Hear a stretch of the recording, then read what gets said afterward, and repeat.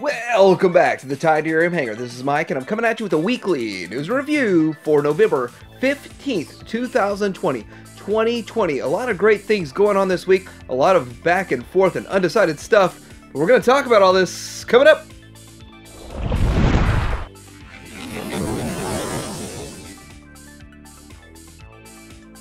First off, I want to talk about a few things you can find at Show Z. A lot of people ask me, where can I get the Fans Toys Thomas? I got mine at Show Z. You can get yours there too. They did get another batch, or however they got more. They're 320 out the door, no tax, no shipping. 320 shipped to the US. Other countries might have an additional shipping just depending on where you live, but it's an option. They've also put up their Make Toys Meteor EX version Starscream for pre-order. $2 to pre-order this guy. Does not have the official price yet, but since other places are charging like $150, I would imagine $135 as Show Z. They're usually the best priced, and we'll see that eventually when they post that price. They're also having a sale on the Fantasy Jewel Iron Giant. I didn't even know they made this thing, and it's already on sale. But this thing is big. It's bulky. I don't know the exact height of it, but some of these people like the Iron Giant toys that are out there. I think there's one at Walmart for like 20 bucks. But yeah, this thing's on sale right now for 60. I believe it's much bigger and a little bit better than that one at Walmart. So, starting with some Masterpiece news this week, X-Transbots is putting up pictures of their newly remodeled, or their latest model of the trailer, which is the combined mode of their Menasor, their Monolith. This thing, it looks like a Menasor. I don't even see really what they've changed. It looks about the same. The torso looks a little bit longer than I remember it looking, but for the most part, it really looks the same. I don't know what the holdup is. I don't know what's taking so long. There's really not a whole lot of information about that. Hopefully this is coming soon, and hopefully it's priced well. So they did show kind of a screaming face and a little bit closer on the torso. And again, we don't know exactly how everything's going to go together to be combined, but it's pretty obvious how the majority of it's going to go together. And they posted another picture of this guy, and they call this the Strategist. And this is one of those Melloway figures from back in the day that they're making. And it looks really good. I love the car mode. Doors open. Great detailed interior. Can't wait to get this guy myself. So not only do we have more pictures of the new Takara MP51, we also have this reviewer, Soundwaves Cat, that says that it really makes no sense why the chest is so low. It doesn't make any sense, and they could have redesigned it and it would have had no problems in the transformation or whatsoever, but he really felt like it was just kind of a how did Takara miss this or mess this up kind of thing, and that was his opinion about the whole figure. Now, aside from the obvious flaw in it, I think she actually looks really good. Here she is with Daniel, and this is from the MP21, the first version of the Bumblebee. It was just an accessory, but hey, if you've been keeping up with collecting all along, this looks really good. And of course, here she is next to some of the other options. On the left is the 30th anniversary, is the US release version on the right. We have the Titan Returns, and of course she schools both of them. And she definitely schools both of these. Now the new Earthrise one looks pretty good, but leaves a lot on the table. I still think this is the best version out there and still not perfect. Here's a whole giant picture of it. So I really love all these pictures. I love all this, and I'm hoping when I get mine and I'll take my pictures and do my review and all this stuff, I really do look forward to this figure coming at the end of the year. So we have pictures of this new figure, and it's from a new company called Trace. I think it's T-R-Y-A-C-E, so Trace or Trace Toys. And it's a non-transforming action figure, highly stylized rendition of the G1 Optimus Prime. And it's not able to transform, but it does have a lot of detail. Has an inner metal frame and a light-up matrix chest and great posability. So this thing is going to have a lot of accessories to it too also, but it is a stylized version of Optimus Prime. You can see how much bigger he is than the MP10. The MP10 is pretty much roughly on par with MP44 and all the other types of Optimus Primes. So this is going to be bigger than the other ones. So here he is with the opening chest. You can see his light up matrix and all this good stuff. Kind of a harken back to back in the day with MPO1 where that chest lit up and it lit up the matrix. And this is definitely a premium looking figure, premium quality figure, stylized. And of course, because it's Optimus Prime, they're not going to have any trouble moving this guy at all. It's going to release in January of 2021. So we're seeing pictures of this 3-0 Deluxe Nemesis Prime, and the thing about it is that this of course is non-transforming also. It's really big and beefy, expensive kind of figure. I think it's pushing the 200 mark, but it's a repaint of the Bumblebee movie Deluxe Optimus Prime, and it's in the Nemesis colors. He has light up eyes and black and gray base along with pops of red and teal colors throughout it. So it's kind of a cool looking figure, and it is going to be premium. I hear nothing but great things about the figures that come out, and if you're into the Bumblebee movie line, you might be into this. So here it is side to side, side by side to the original figure that they're just repainting into this, and I think it looks okay. It looks great, it looks good, and of course it matches that Bumblebee movie almost perfectly, but of course in the Nemesis colors. So we've got some updated pictures of actual versions of the Pop Culture Shock G1, Bumblebee, Grimlock, and Starscream 9-inch statues. The thing about these guys, they're only going to cost between $40 and $60. If you keep up with the statue market, most statues cost like $500 or $600 to $2,000, and these are very affordable statues, kind of like what they're doing with G.I. Joe at GameStop, and they got the G.I. Joe statues for around $50, and they're about the same size as this. So you're looking at 9-inch. 9-inch for these would work, and I started to wonder, could you sub in maybe the Starscream in your Masterpiece collection in the background until you get the Starscream you want? Could you do the same thing with Grimlock and all that stuff? But anyway, they all look pretty good, and they all look very tuned, and as statues go, they can be absolutely perfect because they don't have to transform or even move. Another bit of Masterpiece news, as was passed to me from the T-Man 978 YouTube channel, this MPM8 Megatron, this figure is at Ross for $40. Now, you may or may not get it. You know how Ross goes. They get 2 maybe. They may get 100. Who knows? But $40 for a Masterpiece figure, I think is impressive. Why can't we see this with like MP44? I mean, we never get that kind of deal. But anyway, here is Megatron. And if you want one, check your local Ross. Next up, we've got Dr. Wu with a DWE03 Big Search. They're super microscopic, the smaller than the world's smallest Transformers type of version of Beachcomber, and it looks pretty interesting. It's their take on Beachcomber. He's 4.5 centimeters tall, which is like 2 inches or something like that, 1.5 inches. Here's some more of the alt mode, which I think is a pretty good alt mode. And you got to understand, just when it's this ridiculously small, I mean, this is Headmaster small almost. I mean, think about it. This is about Headmaster size. So really, really small figures. And it's to make your big figures look bigger. I mean, this is Deluxe, I think, Airwave, if I got the name right. But this is a Deluxe figure it's riding on.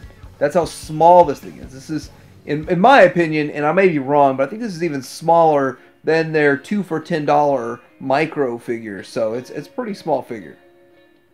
So we've got pictures of the Iron Factory IF-EX46 Honey Kumoki, and we've seen some of this in the past, but this is the actual figure, and it's very stylized, as they do, kind of a samurai warrior kind of thing, and having those swords in their sheaths. There's a lot going on with this figure. Definitely an interesting figure, highly posable, and it's kind of strange because it kind of looks really bulky, but he really is kind of skinny and spindly, just with a bunch of accessories added on. But still, it's something interesting. I don't really know how many people are in on this, but Iron Factory just always sells well, always sells out, so it never seems to be like a problem to them. Here is this alt mode, like a bug looking thing. So again, I'm sure there's some source material behind this that I just don't understand. I remember when I looked at it before, I didn't understand it, and I don't understand it today, but there is a market for this, and people like it, and it will sell. So we've got another Printformers figure, and this is their Optimus Prime, and I think these are about 9 inches tall, so I'm not 100% sure. Didn't have that information on it. And the way Printformers works is basically they sell you the files, you print it yourself, if I'm understanding this correctly. But I thought it was kind of interesting. It caught my eye because this is the Power Master Optimus Prime. It's fully transformable. It's going to transform. I didn't see any alt mode pictures with it, but you see size comparisons with it. So you can see this standing next to a Masterpiece Rodimus. You can see it next to the Toy World, wide Toy World's Cup. We were just talking about that on Friday. But anyway, it does show that it's about 9 inches tall. I think a Power Master Optimus Prime actually should be a little taller than the 9-inch scale, but that's the scale that they went with. And then here we go. Of course, the Jetfire from Siege towers over it, and I think Siege is like 11, so this is a 9-inch figure. And again, where does this... I think this should have been about the same size as the Jetfire for Power Master, just in my mind, in my head, and where I put things. And here's the rest of their Print Master figures that they have made, and they're pretty interesting. I mean, 9-inch scale, when I'm thinking about it, I'm actually thinking Legends. So maybe I'm way off, and these were just all supposed to be Legends figures, and go with your Legends shelf, and then if that's true, it's pretty much perfect. Although if they was Legends, Power Prime, being the same size as them doesn't make sense. Sliding into some chuggish news, I'm seeing both waves hitting almost at the same time of the Earthrise. You're seeing the figures coming out with the Trailbreaker, and we're seeing the Sunstreaker, and you're seeing the Fast Tracks, and you're seeing the Alicons show up. That's the newest wave. But the wave right before that, I'm sorry, the Alicon was the wave before that. But the wave with the Alicon, and I think RC was with that, but I got RC pre-order somewhere else. But anyway, these are some pickups I found, and if you're looking for these, you might want to check your Targets and your Walmarts right now, or maybe online retailers. But Target had these on sale for $17.99. Now, I went ahead and did the Walmart pre-order on Gigawatt, and I haven't got my Gigawatt yet. I'm saying Giga, what? Where is he? But I see a lot of people getting their Gigawatt in the US and Canada, and there's some cool pictures out there. So I'm not sure where this picture came from, but it is really cool seeing Gigawatt next to an actual DeLorean side by side. There's a whole lot of like other pictures and size comparisons. I think this one really does show the best next to an actual DeLorean. I think it really looks cool. It really looks fun. And I did do an actual DeLorean review. My buddy has one, and so maybe I'll be giving him my extra one for Christmas. Here it is. You can show 2 modes. You can do the whole, we got to go back in time, 88 miles an hour, and then you hit that lightning strike. Or we can be in the episode 2 and fly around with it. So really cool. I'm guessing the flight stand's included. I don't even know that. That brings some questions to me. But this thing is cooler and cooler and cooler the more I see of it. Or is it more cool? So next up, we've got this Transformers Warfare Cybertron Galactic Odyssey Botropolis Rescue. And the thing about this rescue mission thing here, it's going to be $60. You're going to get 6 action figures with it. So you get 2 basically deluxe figures, and you get 4 of the micro figures, which are 10 packs. So 20, 40, 50, 60. So you're really getting $60 worth of stuff. These are all repaints of the previous figures, and you get a repaint of Ironworks, Airwave, and the Countdown. But this actually combines to make a base. So really the whole party trick with all this is you can turn all of those figures into this, sort of, and that's the whole gimmick. Pretty cool. It's kind of interesting. I was wondering when I saw this, was this the plan all along? And they gave us what they gave us, and then they knew they were going to do this? Because it's kind of interesting how it all kind of is cohesive and sort of works together. It looks like it was made for this. So we're getting more pictures of Black Arachnia along with the good old Megatron here, and she looks good. I actually think she's one of the better ones coming out, but I don't think Megatron is bad at all. And for not really being super into Beast Wars, these do kind of excite me a bit. Looking at the alt modes, I actually think this is better than the Masterpiece alt mode. I think it is more solid. When I get it in hand, I'm gonna be like, it feels more solid, more like a spider.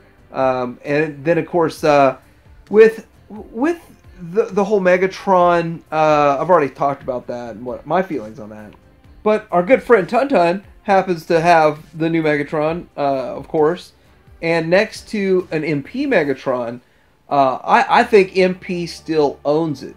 There's just something about the Masterpiece that just looks fantastic. And even if you got the Mace Age toys, Mage toys or something, I've got that one, and it looks great. And so this new one probably is not as good, but of course it is way cheaper. It's still 50 bucks though, and look how much smaller he is. But you know, it's kind of a nice comparison. This is, I think, the perfect picture to show you what's coming up.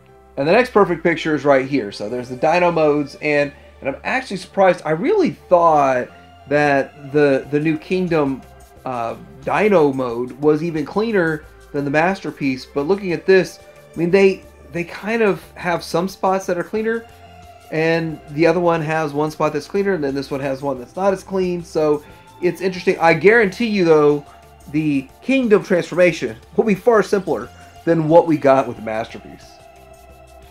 So we've got some pictures of the new Kingdom Core Class Optimus Prime. This thing is like 4 inches tall. It is about the size of Legends, and of course Hasbro started the Legends. They made a figure similar to this back in the day, and they didn't call it well, maybe they called it Legends, but I know they did like a Scout class or something like that, and that's really what this feels like. But it definitely does not hold a candle to the likes of Magic Square or anything like that. But the price is, what, $10 or something like that? So it's a pretty good price for what it is. Here it is in the alt mode, and super duper simple transformation, I'm sure, with this guy. And the smaller they get, the easier they transform. There's less and less parts and pieces and components, and you can plug the gun in, so that works. So that's really the only accessory it comes with. And then here he is in the packaging, and it says the packaging next to Rat Trap. They're going to be the same size, so Prime and Rat Trap are the same size. And it's just kind of one of those things, you're kind of getting back to multiple different scales. I really think they're just trying to provide a budget option on the toy aisle.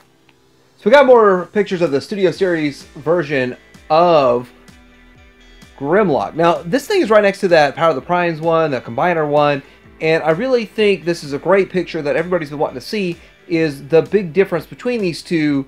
Size is number one. Now Grimlock was way bigger than the rest of those Dinobots, so the team didn't match to start out. So I'm starting to wonder, will we get more than just Grimlock? Will we get the rest of them? Or is Grimlock it? Is it one and done? Is this going to be a Takara deal where all we get is Grimlock?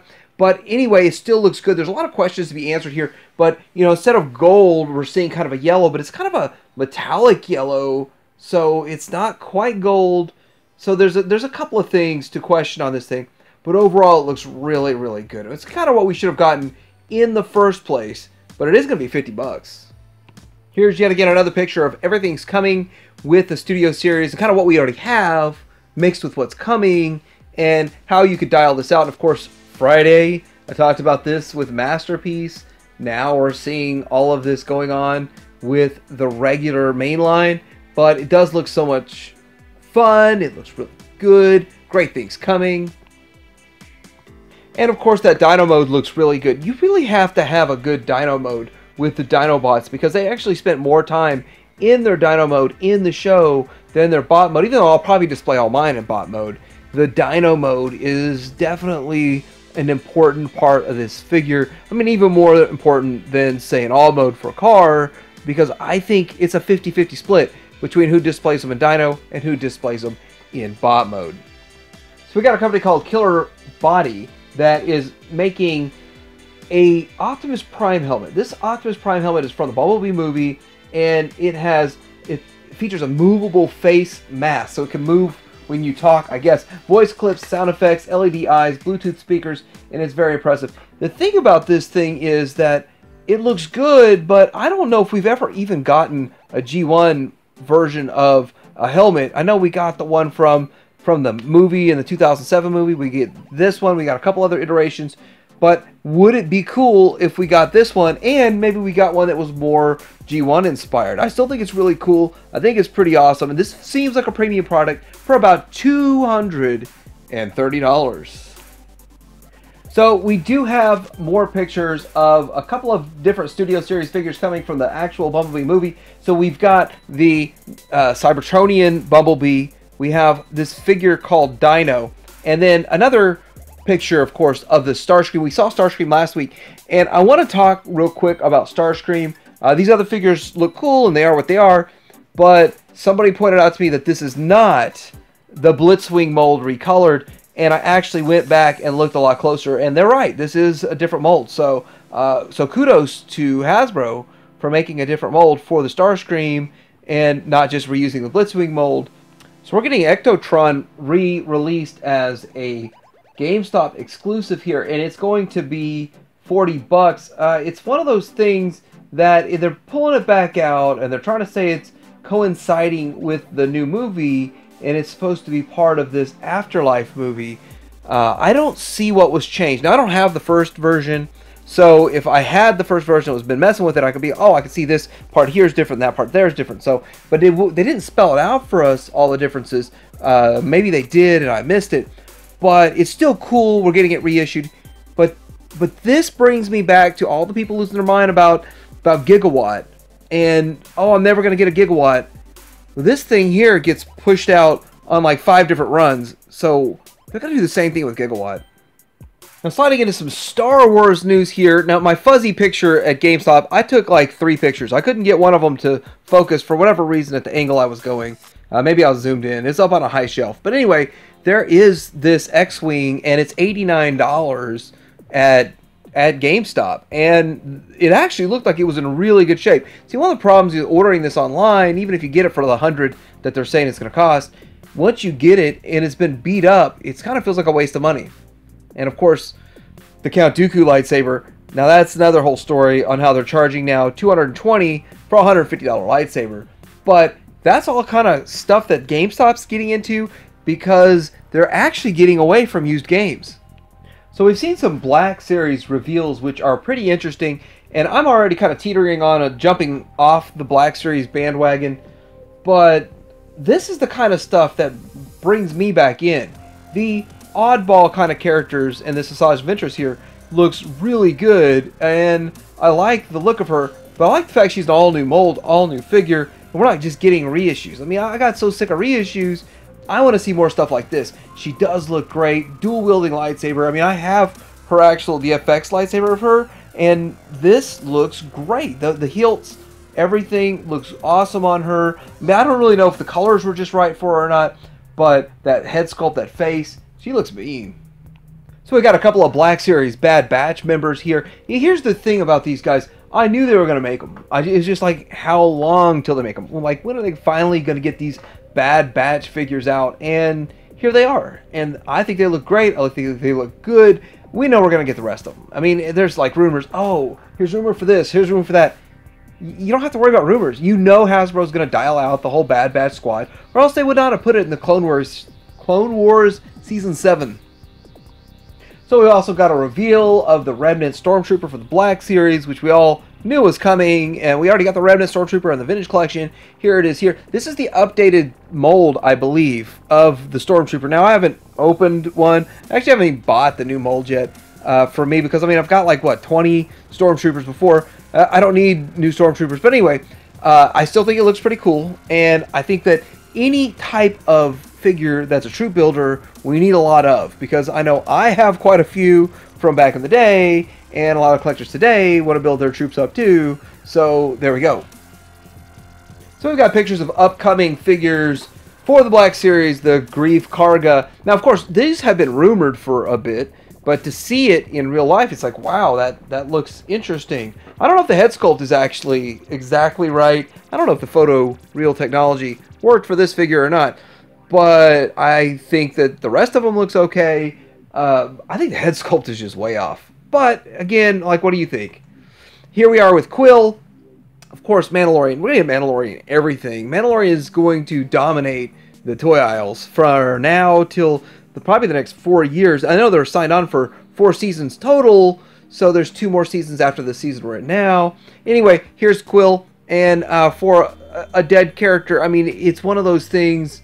Did I ruin your surprise? But one of those things that I think they could actually take this figure and bring us a true to blue OTC version of an Ugnaught down the road. And I don't know, maybe I'm the only person, but I absolutely love this character, the Moff Gideon character. I love how he's dignified and just super evil and has that Darksaber and all of that stuff. This is kind of like a modern day Darth Vader with his own style, and it's cool. I mean, we gotta have that kind of presence in a Star Wars movie, in my opinion, and I think he does a much better job than the Kylo Ren character, like 1,000 times better than Kylo Ren did it. But anyway, this figure does look on point. I really like it. And we got a little vintage collection news here. We've got the Snaggletooth, that's a repack of an old figure, and I've got inside news that's pretty much the vast majority of what we're going to get with vintage collection from here on out is just repacks. We're going to get vintage collection repacks and occasional 6 to 8 new figures a year till they completely abandon 3.75. That's pretty much where Hasbro's going. It's depressing to me because I love vintage collection, but again, I guess there's not enough collectors out there that care about 3.75 as the few vocal minority out there want to keep it alive. The people paying with their wallets pay for the Black Series. And lastly, the HasLab Razor Crest campaign has ended. This Razor Crest was very popular and the most popular HasLab so far. Almost 29,000 supported this thing, and it's going to have a bunch of pack-ins. I did do a whole video about it. Go back and check it out. But anyway, it's pretty impressive how much support this got, and it's kind of exciting. And in number, I bought 3. I was going to get 4, but I got 3 instead. But anyway, let me know what you guys think about this week's Weekly News and Review. What is in here that I did not put in here? What else happened this week? Like, subscribe to Dare Hanger out.